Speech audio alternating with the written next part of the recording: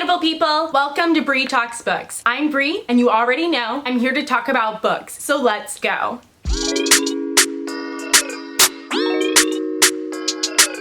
Before we get started with today's video, I wanted to take a few moments to give some life and channel updates. So for those of you who don't know, I haven't uploaded in the past few weeks because after Thanksgiving weekend, I actually got sick and did test positive for COVID. I'm still not exactly sure where I was exposed, seeing that I work from home and never go out without a mask or anything like that. But the good news is that everyone I came in contact with did test negative, and I was very lucky that even though I was really sick for like a solid week straight and felt miserable, that was it. It didn't escalate to anything more severe than that, so I'm very grateful. And once I got over like the achy exhaustion feeling, I started to feel a lot better. And I was also able to take quite a bit of time off of teaching to rest. And then when I did go back to teaching, it was online. So I was able to quarantine much longer than the required amount of time, and that was just what was best for me and my family, so that was great. However, while I was taking time off, my channel has grown, so I'm happy to share that I have over 200 subscribers, and I cannot thank you all enough for supporting me on my YouTube journey as I create book content that I love for you all. So thank you for that, and if you are not subscribed, now's a great time to do so. Also, with my time away, I wasn't able to film my November wrap-up, so I'm gonna share all the books that I read in November as well as the beginning of December. So I'm excited to talk about the 7 books I read during that time. There's a mixture of adult and young adult books, predominantly fantasy, of course, because it's me, but also some sci-fi and literary fiction as well. Out of the 7 books I read, 4 of them I gave 5 stars. Very excited to discuss. Let's hop into it. The first book I have to talk about is The Bells by Dhonielle Clayton.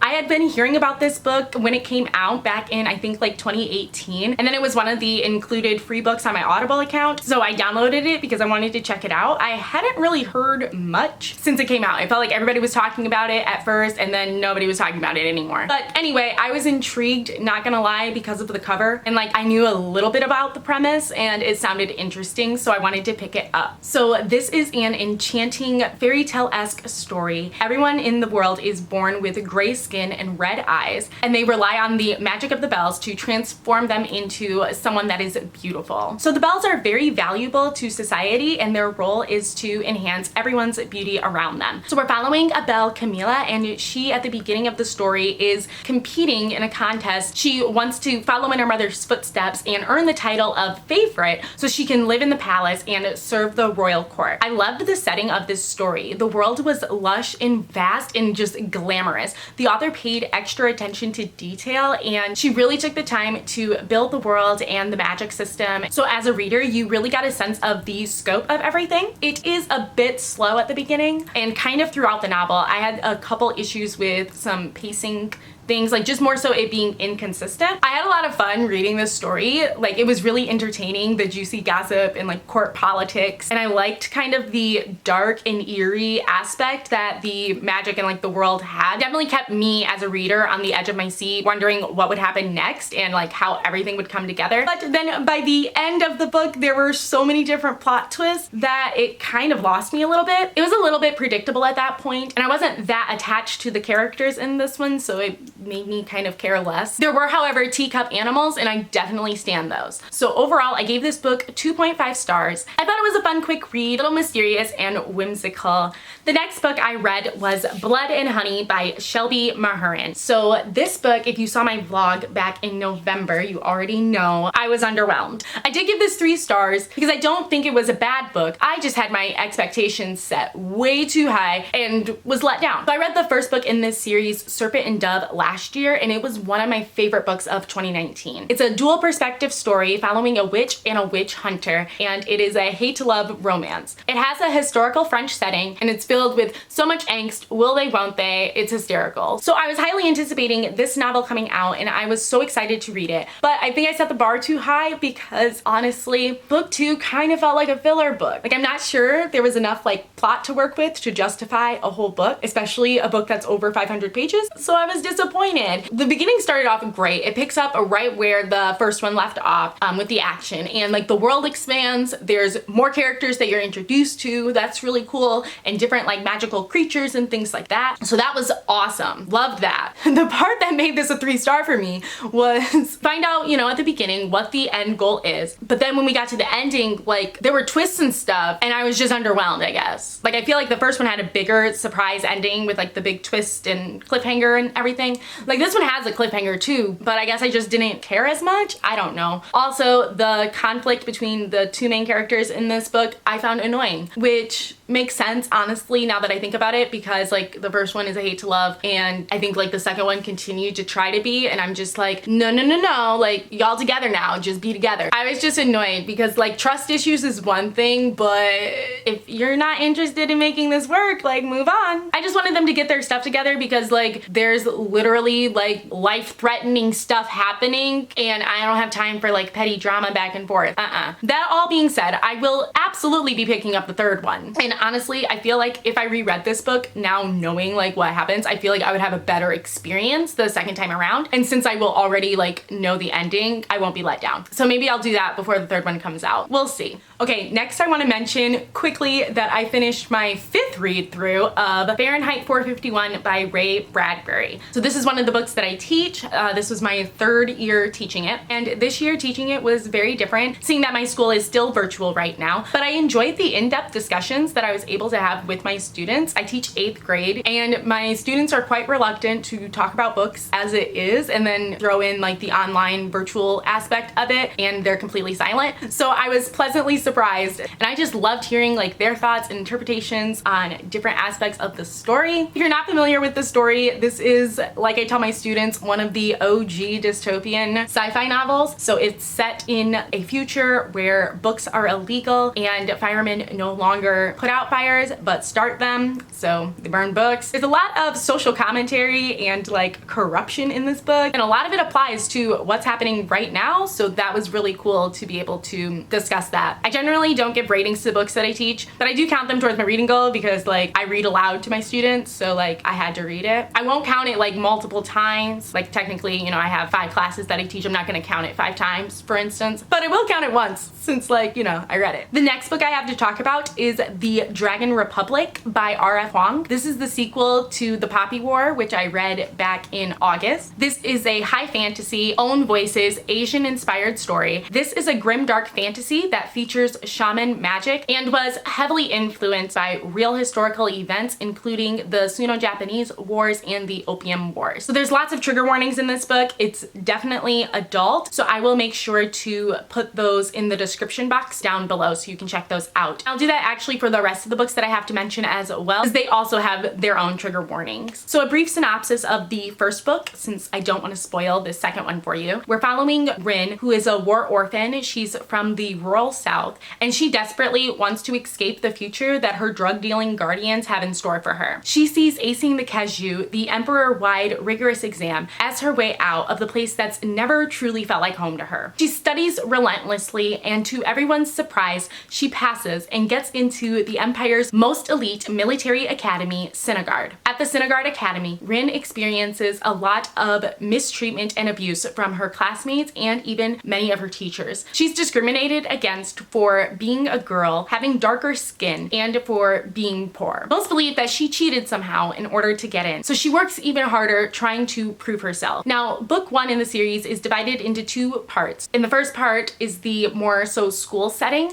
and in the second part we're thrown into the war setting, which this is a raw, brutal depiction of war, hence why it is considered a grim, dark fantasy. So thrown into this new war setting, everything changes for Rin. The people who were once her class nemesis are now her allies, and they have to figure out how to work together in order to survive. This series does a really good job at blurring the line between morally good and evil, and just the ugly truth of war and how sometimes there's not a right decision to make. And there are a lot of morally gray characters, and for me, that just makes it an even more exciting read because you really don't know who to trust or what's going to happen next. The same themes continue in the second book, and I feel like the stakes were raised even higher, which I didn't think was possible, but here we are. The political intrigue is even more intense in the second novel as Bryn is thrust into the world of political leaders and warlords and is forced to negotiate with some pretty questionable people. She doesn't know who's on her side, who might betray her, and sometimes it's hard to know even what they're fighting for. And Bryn has to figure out where her loyalties lie.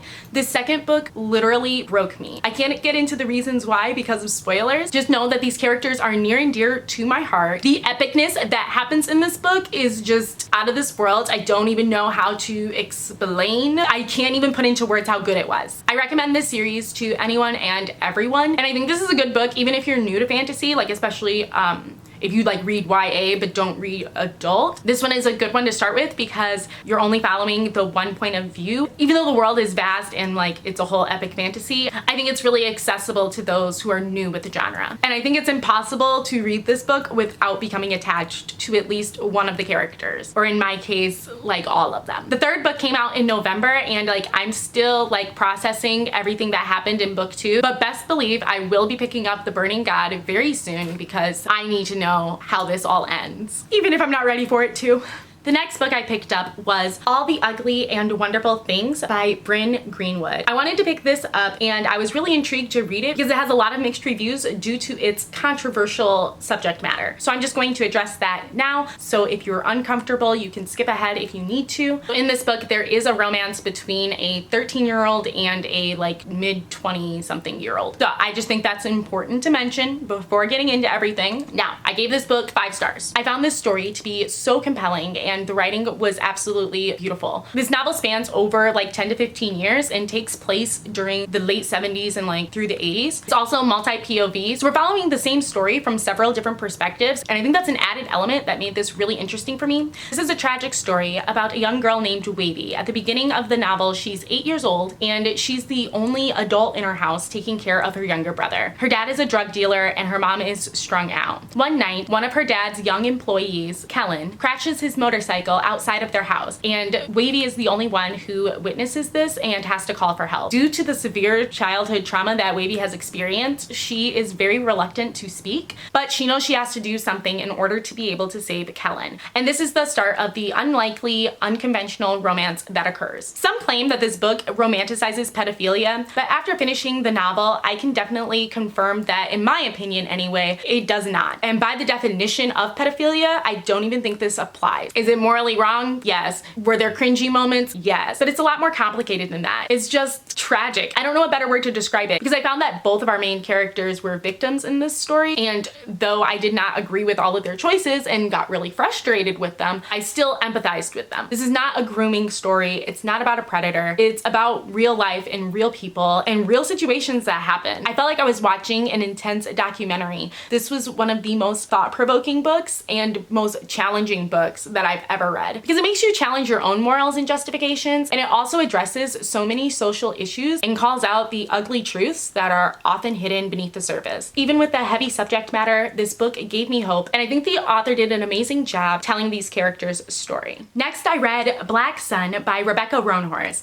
This book I picked up because I was trying to participate in the Tome Topple readathon. I failed at that. But I did read this one book, so that counts for something. This book was one of the suggestions for their prompts for a book by an Indigenous author. So this book was like not even on my radar beforehand, and now I'm seeing it everywhere, and I'm glad because I loved it. 5 stars. It was epic. So now let me tell you what it was about. Like I mentioned, this is an Own Voices Native American inspired fantasy, and it's set in pre-Columbian America. We're following 4 different POVs, and it's also a non-linear timeline. I read this via audiobook twice. Like I ended the book and then started it right back over. So just a heads up, the ending blew my mind and I wasn't ready, and I was like, hold up, I missed something, and had to go back. So, but it was also just, oh, okay. It was so good. I didn't notice there was like a PDF attachment included with my download, which like explains the different groups of people and like where they are. So that would have been helpful. Having that information was very helpful on my second read. So I'm glad I did that. In the story, there's a prophecy that claims a god will return when the earth and sky converge under the black sun. So one of the settings is the city of Tova. There we're following Narampa, and she is the sun priest who is trying to prove her worth to the other Watchers and the Skymaid clans. And we're also following Akua, who is determined to preserve his clan at whatever cost. Meanwhile, we're also following Chiala. She's a rogue ship captain and responsible for transporting a young blind man to the city of Tova. Unbeknownst to her, the young man, Serapio, is destined to be the vessel for the crow god. Chiala, however, is unfamiliar with the different religious practices and customs of the clans. She is a Teak, so she's not quite human. She has magical abilities, so her power is controlling the waters through her magical song. There are so many aspects of this story that I love, but the characters by far are the part that stand out the most. And this is a relatively short book, so I was just impressed with the amount of character work and the attention to detail, plus like trying to introduce all the different politics and the beliefs. It was a lot of information in like a short amount of time. I also have to mention that this book is authentically queer,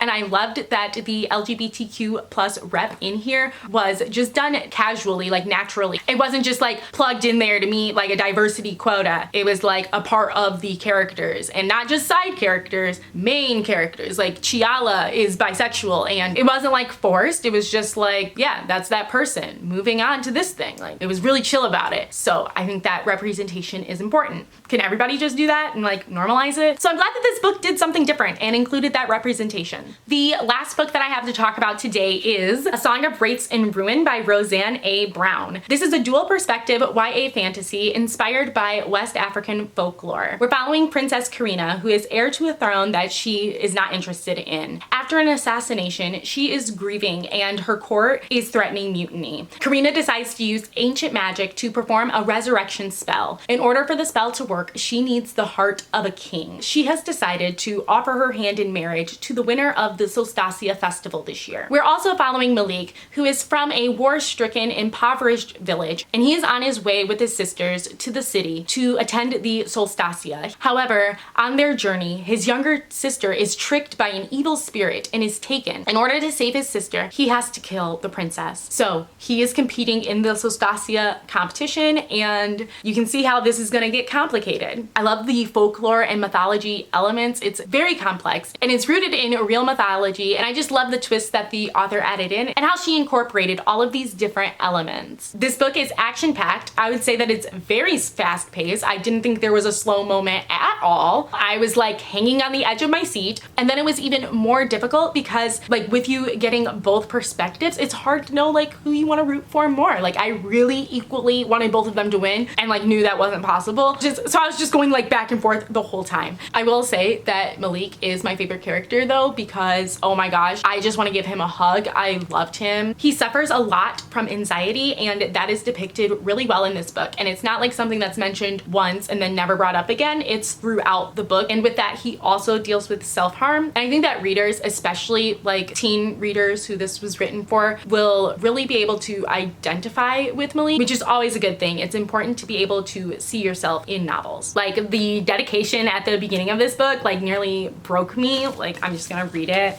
For mom and dad and for every black child that's ever wondered if they're enough, you are. So I'm gonna cry now because I am an emotional person. This book meant a lot to me and I loved it. Can't wait to read the next one when it comes out next year. All right, everybody, those were all the books that I had to share today. Let me know down below what you have been reading. If any of these books sound interesting to you, if you've read them, let me know your thoughts. And if you made it this far in the video, go ahead and leave a snowflake in the comments for me. Please like this video and subscribe if you want to see more content from me. As always, wear a mask, Black Lives Matter, and I will see you in the next one. Bye!